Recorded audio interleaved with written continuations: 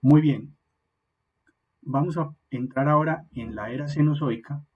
Aquí terminamos la era eh, paleozoica, perdón, la mesozoica, que era la que correspondía al Triásico, al Jurásico y al Cretácico, y ahora estamos en la era cenozoica. Esa era cenozoica eh, tiene varios periodos. Eh, el periodo, digamos, hay uno que se llama el paleógeno, otro que es el neógeno, que lo vamos a ver más adelante, pero todos están dentro de esta era cenozoica que comienza en el 65 millones de años. O sea, estaba del 66 eh, al 23, aproximadamente del año 66 millones al 23 millones de años, con una duración de 43 millones de años aproximadamente. Ese es el paleógeno, o sea, todavía nos quedan faltando 23 millones de años en los periodos siguientes.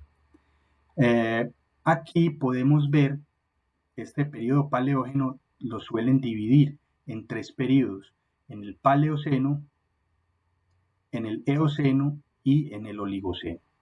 Esos son los periodos en los que dividen generalmente este paleógeno. ¿Qué notas interesantes tenemos acá? Tenemos que Europa, al parecer, disfrutó de un clima tropical, es decir, hacía más calor de lo que hace hoy en día. La temperatura fue bastante cálida hasta la época del Eoceno, desde el 66 millones de años hasta el 56, más o menos. Fue un periodo de unos 10, 15 millones de años digamos, de una temperatura cálida aproximadamente hasta el 34 millones de años. Ya habíamos visto que Australia se separa pues de la Antártida y algo interesante acá, y es que con la separación de estos continentes, por ejemplo en este caso vamos a ver la paleogeografía de este periodo, aquí estamos hablando de hace 65 millones de años más o menos cómo estaba la paleogeografía. ¿Sí? Vemos aquí que es muy parecido ya esta configuración de continentes es muy parecido a lo que tenemos hoy en día. India está en camino de chocar con Asia, Australia ya está separada, pero aquí sigue estando junto a esto, esta Antártida sigue estando conectada con la parte de Sudamérica, con esta parte de acá. En algún momento esta parte se separa. Aquí podemos ver que hay una separación de esta última parte y aquí se forma una corriente circumpolar antártica. Se forma aquí una corriente que hace que se refrigere, digamos, la Tierra de alguna manera. Se refrigera precisamente porque abre algo que antes estaba cerrado y hace que fluya, digamos, el agua de una temperatura más fría que fluya alrededor de este círculo polar antártico. Bien, esta digamos, es una de las cosas que ocurre también esa colisión de la India con Asia, aquí ya lo vemos que está mucho más cerca. Eh, Eventualmente, un poco pues, más adelante, vamos a mirar que en este momento todavía esto está separado. Aquí hay una separación entre Norteamérica y Suramérica. Aquí vemos que todavía no ha emergido, digamos, este lugar que llamamos Centroamérica, todavía no ha emergido. No se ha cerrado, digamos, el istmo de Panamá, no ha cerrado esta parte de acá. Por lo tanto, la Tierra sigue teniendo flujos o el agua, digamos, los mares pasan por esta zona más o menos libremente, de modo que hay un intercambio de temperaturas entre las aguas de este océano Pacífico y este océano Atlántico, ¿no es cierto? Hay un intercambio de corrientes y de temperatura, lo cual pues le da a la Tierra un sistema de refrigeración específico, ¿cierto? Lo mismo ocurre acá, fíjense que en esta paleografía se ven cosas muy interesantes en el sentido de que aquí vemos cómo hay partes de la Tierra o partes, por ejemplo, de Sudamérica que están inundadas, siguen estando inundadas aquí.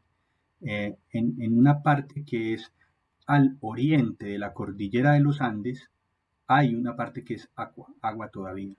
¿Sí? Por aquí en esta parte sigue siendo agua. Eh, digamos, Norteamérica ya ha emergido, pero digamos, en un periodo anterior, esta parte de Norteamérica seguía inundada. Es la parte más baja de Norteamérica, por donde viene el río Mississippi y algunos otros ríos, que son una cuenca de esos ríos, una gran cuenca, digamos, que hay en esta Norteamérica. Y acá también podemos ver parte del territorio asiático inundado. En esta zona más adelante pues se van a formar el mar de Aral, el mar Negro, ¿cierto? Algunos mares que tenemos ahí. Y acá, por ejemplo, vemos a Inglaterra. En este momento Inglaterra está separada, pero va a llegar un momento en que va a estar completamente conectada con Europa, ¿cierto? Y aquí todavía hay un flujo de agua constante en lo que va a ser posteriormente el mar Mediterráneo, y el norte de África, fíjense que está cubierto por agua, ¿cierto? Esto más adelante se va a cerrar y va a cerrar el flujo de agua por estas partes. Al cerrar esos flujos de agua, eso va a tener unos efectos climáticos muy importantes. Bien, entonces en este paleógeno, ya hace 66 millones de años, esa es más o menos la situación general. La mayoría de los dinosaurios, prácticamente todos se desaparecieron, excepto las aves. Que las aves son como lo que queda de esos dinosaurios en estas épocas más modernas. Los nichos ecológicos que antes estaban ocupados por los dinosaurios y ese tipo de seres, pues quedan libres y son ocupados por otros, y en ese caso es donde los mamíferos toman como la, la, la hegemonía, el dominio de la tierra, en el sentido de que empiezan a alimentarse de esos nichos que dejan abiertos los animales que se extinguieron, y empiezan a desarrollarse, a crecer y a evolucionar. Entonces, digamos que los mamíferos son los que aparecen y crecen y se vuelven más grandes, digamos, y también empiezan a aparecer otros tipos de animales, incluso muy grandes, como las serpientes gigantes. La titanoboa es una de ellos, unos cocodrilos gigantes también, y algunos mamíferos arcaicos. Ya podemos ver aquí algunos ejemplos de esos mamíferos. ¿Sí? Podemos ver un paleocastor, que es un roedor del Oligoceno, un pangolín del Eoceno, ¿cierto? Son diferentes tipos de animales que son básicamente mamíferos, y aquí uno de los descendientes de los caballos actuales, el Mesohippus. En cuanto a los océanos, pues digamos que la gran extinción no fue tan dura, aunque sí murieron muchas de las especies, no fue tan dura en el mar, entonces muchas de las especies se conservaron. Y de todas maneras, pues los mamíferos del mar pues también tomaron un protagonismo, las ballenas y los delfines fundamentalmente. De todas maneras, los tiburones siempre han sido un gran depredador que existe desde hace muchos millones de años ya en los mares.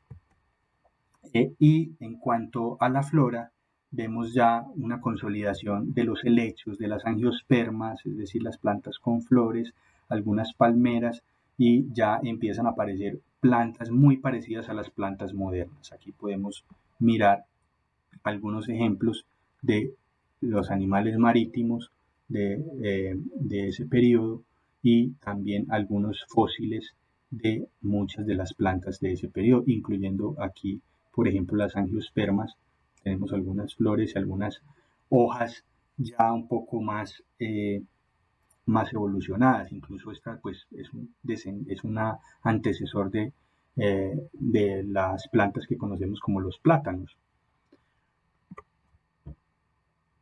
Bien, entonces en términos generales este es un perfil de lo que llamamos el paleógeno, del 66 al 23 millones de años. Vamos entonces ahora al siguiente periodo. Este también es un periodo de la era cenozoica, lo dividimos aquí en dos, en el Mioceno y el Plioceno. Este Plioceno ya son los últimos 5 millones de años y el Mioceno pues son desde los últimos 23 millones de años. Esto ya es bastante reciente en términos geológicos. Podemos ver que ya la Tierra se encuentra prácticamente como es hoy. Ya se han cerrado, digamos, estos canales, buena parte de estos canales de acá, queda solo un poco por cerrarse aquí, un poco por dejar esto aparece completamente inundado acá, esto luego emergerá más tierra aquí, eh, prácticamente se cierra aquí el istmo de Panamá, ¿ok? Entonces vemos ya la India conectada completamente con Asia, Australia casi en su posición actual, la Antártida completamente separada de Sudamérica, y así es como luce entonces la Tierra hace 23 millones de años. En esa primera parte del neógeno se calienta el planeta. Hay un calentamiento eh, bastante importante, y hacia el final del neógeno, ya hacia los últimos eh, mm, los últimos 5 millones de años, pues hay un calentamiento del planeta. Luego hay un enfriamiento en los últimos años pues, del planeta que vamos a ver que se debe debido a los cambios de posición en los continentes. Entonces decimos que esos continentes terminaron de moverse hacia las posiciones que se encuentran actualmente. Al final de este periodo se cree que estaban aproximadamente a 70 kilómetros de la posición actual. O sea que realmente hoy en día estos continentes se encuentran 70 kilómetros corridos hacia el occidente, un poco. Es lo que ocurre acá en este caso. Básicamente Sudamérica se une a Norteamérica a través del Istmo de Panamá, como ya lo mencionábamos, pero ahí hay un asunto importante, y es que esto antes estaba abierto, este sitio de acá hacía que fluyera agua entre el Océano Pacífico y el Océano Atlántico. Al cerrarse esta parte de acá, se cierra esta comunicación entre estos dos océanos. Entonces, eh, lo que ocurre acá es que ya las corrientes que habían son muy diferentes, y al cerrarse esto entonces empieza a tomar importancia esta corriente circumpolar antártica, que empieza a refrigerar este océano Atlántico únicamente por esta vía. Entonces todas las corrientes cambian en esta nueva configuración de la Tierra, y al cambiar esa configuración de la Tierra cambia la climatología, cambian los climas, y a eso se debe, por ejemplo, que hacia el final de ese periodo comience un enfriamiento general de la Tierra, y luego eso va a dar lugar a un periodo de glaciaciones periódicas, que ya lo vamos a ver más adelante. Además de eso, recuerden que había un tipo de mamíferos que llamaban los marsupiales. Esos marsupiales estaban ocupando, cuando se separó Pangea, quedaron separados el continente suramericano, el continente antártico y el continente australiano quedaron separados. Pero en esas épocas había había marsupiales tanto en Sudamérica, en la Antártida, como en Australia. Al separarse entonces estos continentes, quedaron aislados esos marsupiales. Pero cuando Norteamérica se conecta con Sudamérica a través del Istmo de Panamá, entonces las especies que vivían en Norteamérica terminan depredando y acabando con los marsupiales que vivían en Sudamérica. Por eso hoy en día no quedan sino marsupiales en Australia. En Sudamérica quedan muy pocos, y pues o no quedan marsupiales, y prácticamente hay un efecto, no solamente en los marsupiales, sino en otras especies, un efecto del contacto de estos dos grupos que llegaron a ser endémicos porque estaban separados. Al conectarse nuevamente, pues entonces hay un impacto ecológico tanto en la biota de Sudamérica como en la de Norteamérica, porque del mismo modo de Sudamérica hay efectos eh, que ocurren sobre la biota norteamericana. Entonces, eso casi siempre ocurre cuando hay contactos, cuando se forman nuevos puentes o cuando se separan los continentes, pues eso tiene efectos sobre la flora y la fauna diferentes. Aquí vemos algún ejemplo de los fósiles del Neógeno. Eh, este es un coral, digamos, un coral del Plioceno. Este es el megalodón, es un tiburón gigante que existía en el Mioceno. Aquí vemos a una persona sentada en las mandíbulas de este tiburón que se llamaba megalodón, tiburón bastante grande. Y vemos como ejemplo un delfín y una ballena del Mioceno en cuanto al mar se refiere. Y acá podemos ver algunos de los animales terrestres de la época pues, del Neógeno, de diferentes momentos del Neógeno. Aquí podemos ver, por ejemplo,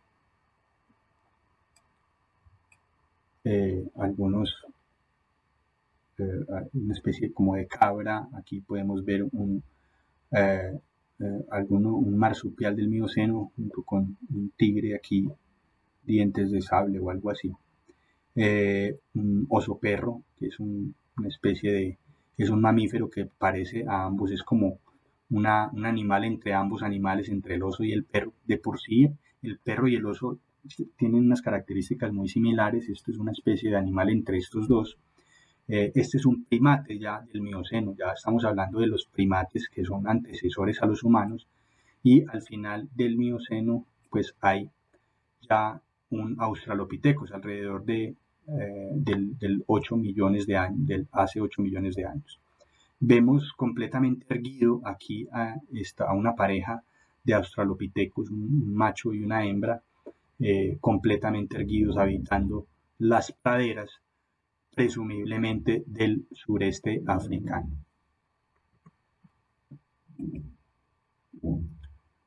Quiero terminar este neógeno diciendo básicamente que los mamíferos son los que dominan digamos, ya último periodo de esta cronología. Y quiero enfocarme aquí al final en lo que se conoce como el género Homo. Como siempre, aquí tenemos la periodización, tenemos el Mioceno y tenemos el Plioceno, que son como los penúltimos periodos ya de esta periodización. Y aquí ya vemos que alrededor cercano ya al 8 millones de años, empezamos a ver algunas cosas importantes en relación con el género Homo, como por ejemplo la separación entre los homininos y los paninos, que según un reloj molecular fue entre 7 y 6 millones de años. Es básicamente un poco el tema de la bipedación, ¿sí? El evento de la bipedación. Y aquí aparecen algunas especies iniciales, ¿cierto? Sahelanthropus chadensis y otras especies. Ya empiezan a ser unos homínidos, ¿cierto? Ya por acá, en este punto, aparecen el Ardipithecus, que hay dos especies conocidas, este Ardipithecus cadava y Ardipithecus ramidus. Y más hacia la derecha, ya en este punto que estamos hablando de los 5 millones de años aproximadamente, empieza a aparecer este cuadro de acá. Este cuadro representa un género que es el de los Australopithecus, el género famoso de los Australopithecus, que tiene varias especies. Por ejemplo, el Australopithecus anamensis, que es este de acá, el Australopithecus afarensis, que es del Valle de Afar, me aparece acá, y así sucesivamente. Hay varias especies de Australopithecus que se han encontrado pues en el registro fósil. Ya de aquí en adelante es básicamente el Pleistoceno. Todavía no ha aparecido el género Homo. El género Homo aparece un poco más adelante, en 2.5 millones de años aproximadamente. Entonces, todos estos de acá, de esta zona que vemos aquí, son las especies y los géneros que llegaron hasta este periodo neógeno, es decir, el Mioceno y el Plioceno. Bien. Hasta aquí entonces sería el perfil de este periodo que llamamos el Neógeno.